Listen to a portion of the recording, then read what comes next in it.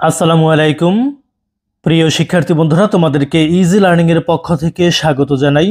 আজকের ভিডিওতে ক্লাস 9 এবং 10 এর ইংরেজি নতুন বইয়ের ইউনিট 11 লেসন 4 পেজ নাম্বার 139 এ যে কবিতাটি রয়েছে stopping by woods on a snowy evening, এই কবিতার সহজ বাংলা অনুবাদ করে দিব এবং এই কবিতার সামারি ও মূল বার্তাগুলো তোমাদেরকে দেওয়ার চেষ্টা করব। তো চলো শুরু করা যাক। এই কবিতাটি লিখেছেন রবার্ট ফ্রস্ট। তো স্টেঞ্জা 1-এ আমরা লক্ষ্য করতেছি যে কবি বলেছেন, whose woods this are I think I know. আমি মনে করি এই বনের মালিককে আমি চিনি। হুজ উডস মানে হচ্ছে যার বন, উডস মানে হচ্ছে কাঠ, আমরা জানি গাছপালা অর্থাৎ বন। দিস আর আই থিঙ্ক আমি মনে করি, আই নো আমি চিনি, এই বনের মালিককে আমি মনে করি আমি চিনি। His house is in the village দো, তবে তার বাড়ি গ্রামে। কবি বলতেছেন যে এই বনের মালিককে আমি চিনি, তবে তার বাড়ি গ্রামে। He will not see me stopping here, সে আমাকে এখানে থামতে দেখবে না। To watch his woods fill up with snow, আমি থেমেছি তার বনে বরফ জমতে দেখতে। অর্থাৎ কবি বলতেছেন যে আমি তার বনে বরফ জমা দেখতেছি বা দেখার জন্য থেমেছি, এটা সে আমাকে দেখবে না। এরপর স্টেঞ্জা 2-তে বলেছেন যে my little horse must think it queer, আমার ছোট ঘোড়াটি হয়তো এটা অদ্ভুত ভাবছে। কোয়ার মানে হচ্ছে অদ্ভুত। মাই লিটল হর্স আমার ছোট ঘোড়া, মাস্ট থিঙ্ক অবশ্যই ভাববে, ইট কোয়ার এটাকে অদ্ভুত ভাবছে। To stop without a farm house near, কোনো খামার বাড়ি ছাড়াই এখানে থেমে যাওয়াটাকে আমার ঘোড়াটা অদ্ভুত ভাবছে। Between the Woods and frozen lake, বন বন আর জমে যাওয়া হ্রদের মাঝখানে। The darkest evening of the year, বছরের সবচেয়ে অন্ধকার সন্ধ্যায়। অর্থাৎ কবি যে বনের মধ্যে থেমে গেছেন বনের সৌন্দর্য দেখার জন্যে, বন আর হ্রদের মাঝখানে একেবারে অন্ধকারাচ্ছন্ন সন্ধ্যাবেলায়। তো এইটা দেখে তার ঘোড়া ভাবতেছে, নিশ্চয়ই অদ্ভুত ভাবতেছে, কবি এমনটা অনুভব করছেন, এমনটা বলতেছেন। তবে এখানে সন্ধ্যা বলতে darkest evening of the year, এই জিনিসটা মূলত কবি বুঝিয়েছেন জীবনের শেষ সময়টাকে, অর্থাৎ একেবারে মৃত্যুর আগের সময়টা, মানুষের শেষ বয়সটাকে বুঝাইছে কবি এখানে। এরপরে লক্ষ্য করো স্টেঞ্জা 3-তে বলেছেন যে he gives his harness bells a shake, সে তার ঘণ্টা নাড়িয়ে তোলে। এখানে সে বলতে কবি ঘোড়াকে বুঝিয়েছেন যে ঘোড়াটি তার ঘণ্টা নাড়িয়ে তোলে। To ask if there is some mistake, সে যেন জানতে চায় কোনো ভুল হয়নি তো, এখানে আমি কেন দাঁড়িয়ে পড়লাম, কোনো ভুল হয়েছে কিনা সেটা ঘোড়াটা ঘণ্টা নাড়িয়ে জানতে চায় কবির কাছে।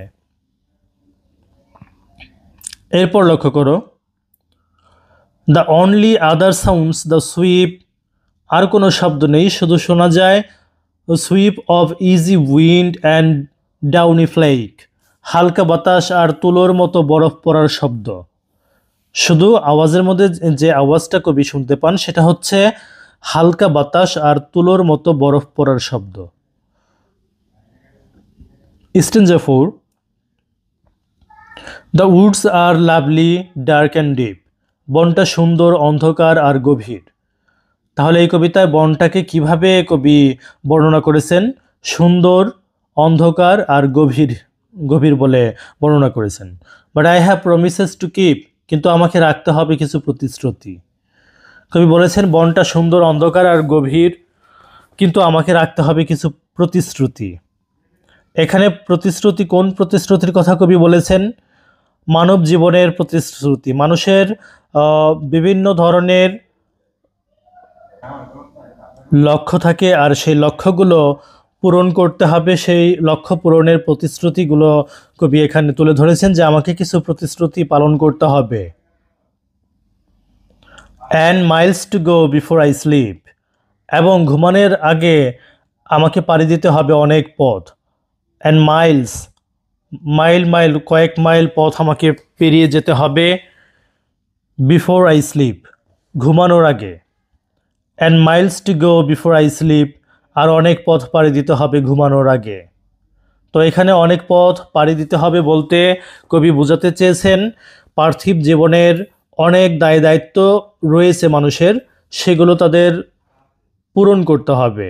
কোনো কিছুতে আকৃষ্ট হয়ে, কোনো কিছুতে মোহবিষ্ট হয়ে অলসভাবে বসে থাকা যাবে না। মোহ ত্যাগ করে তারপরে নিজ নিজ দায়িত্ব কর্তব্য পালন করতে হবে, কবি এমনটা ইঙ্গিত করছেন এখানে। এই কবিতার মূল থিমটি এবার আমরা লক্ষ্য করব। এখানে এই কবিতায় রবার্ট ফ্রস্ট মানুষের জীবনের দ্বিধা ও দায়িত্ববোধ তুলে ধরেছেন। তিনি প্রকৃতির সৌন্দর্যে আকৃষ্ট হয়ে এক শান্ত ও তুষারে ঢেকে থাকা বনের পাশে দাঁড়ান।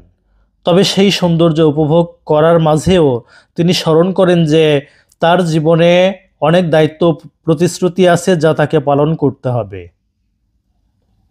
অতএব জীবনের পথে চলতে গিয়ে যতই প্রলোভন বা শান্তির মুহূর্ত আসুক না কেন, আমাদের কর্তব্য পালন করেই এগিয়ে যেতে হবে। কবিতাটি জীবনের পথ, দায়িত্ব, আত্মনিয়ন্ত্রণ এবং প্রকৃতির মুগ্ধতা নিয়ে একটি গভীর দার্শনিক ভাবনা প্রকাশ করে। এরপর আমরা এই কবিতাটির সামারি দেখব এখন। Snowing stopping by woods on a snowy evening, এই কবিতায় কবি এক তুষারপাতের সন্ধ্যায় এক বনের পাশে দাঁড়ান। বনের সৌন্দর্য ও নিস্তব্ধতা তাকে মুগ্ধ করে। তার ঘোড়া বুঝতে পারে না কেন কবি এখানে থেমে আছেন, কারণ আশেপাশে কোনো খামার বাড়ি নেই।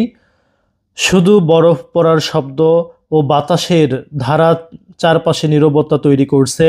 কবি এই শান্ত পরিবেশে থাকতে চাইলেও তিনি মনে করেন যে তার জীবনে অনেক দায়িত্ব ও প্রতিশ্রুতি আছে, তাই তাকে আবার যাত্রা শুরু করতে হবে এবং অনেক পথ পাড়ি দিতে হবে ঘুমানোর আগে। ঘুমানোর আগে বলতে এখানে প্রতীকীভাবে মৃত্যুর আগে বোঝানো হয়েছে।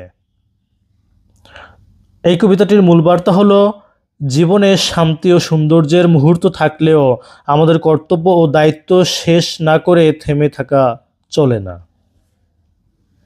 তো প্রিয় শিক্ষার্থী বন্ধুরা, পরবর্তী ভিডিওতে তোমাদেরকে এই কবিতা থেকে যে কাজগুলো রয়েছে, পরীক্ষায় কমন উপযোগী প্রশ্নোত্তর এবং তোমাদের পাঠ্য বইয়ে যে প্রশ্নগুলো রয়েছে সেগুলোর উত্তর করে দিব পরবর্তী ভিডিওতে। ধন্যবাদ সবাইকে সাথে থাকার জন্য। যদি ভিডিওটা ভালো লাগে অবশ্যই শেয়ার করবে।